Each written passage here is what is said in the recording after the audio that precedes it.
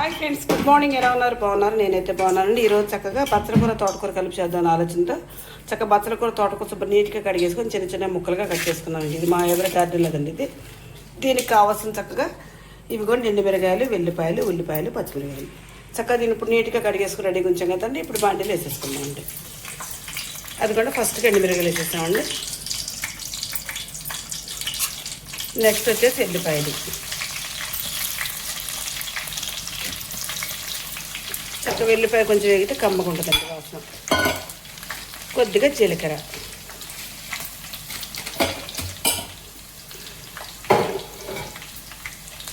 కొద్దిగా వేగనించుకుందామండి. Hi friends, good morning. ఎలా ఉన్నారు? బాగున్నారు? నేనైతే బాగున్నాను. ఈరోజు తోటకూర బచ్చలకూర నేను వండుకొచ్చానండి.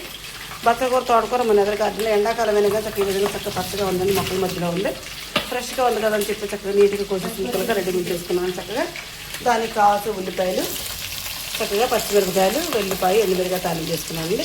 ఈ విధంగా వేగిన తర్వాత అప్పుడు కూర వేసుకున్నామండి. ఇదిగోండి ఎల్లిపాయలు, ఇదిగోండి ఎండుమిరగాయలును వెల్లిపాయ వేగిన తర్వాత ఉల్లిపాయ ముక్కలు వేసేసుకున్నాం కదా. ఉల్లిపాయ ముక్కలు, పచ్చిమిరకాయ ముక్కలు, వెల్లుల్లి ఇదంతా చక్కగా మంచిగా చిన్న మంట మీద వేగుతూ ఉన్నాయండి.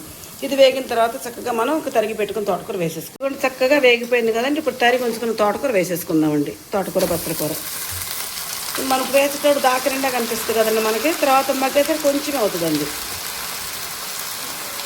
ఈ విధంగా వేసుకున్నామండి. వేసుకున్నాక పసుపు వేసుకున్నాం.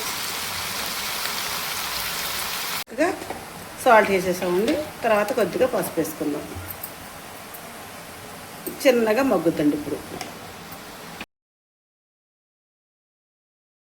ఎంతో గిన్నె నిండా అయిపోయింది కదా మనం పెట్టినప్పుడు. చక్కగా మగ్గేసరికి ఈ విధంగా వచ్చిందండి.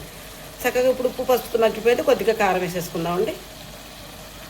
సరిపడి కారం వేసుకున్నాం కదా. దీన్ని చక్కగా మొత్తంగా కలిసి తీపేసుకున్నాం. ఈ విధంగా చక్కగా కొద్దిగా వాటర్ ఉంది కదండి. ఇప్పుడు కారం కూడా వేసుకున్నాం. ఆ వాటర్ కూడా చక్కగా ఎగిరిపోయే వరకు ఉంచుకోవాలండి. ఉంచుకుంటూ చక్కగా లేత తోటకూర, లేత బచ్చలకూర అండి. చక్కగా ఎగిరిపోతుంది. మొత్తంగా దగ్గరికి అయితే కొంచెం కారం వేసుకుని తింటే భలేగా ఉంటుందండి. ఆ కూర కంటికి మంచిది కదండి. చాలా బాగుంది. ఇది మంది ఆకుకూర. ఇది ఈ కూర నేను చెప్పే విధానం, చేసే విధానం ఒక లైక్ ఇచ్చిండండి. Please subscribe.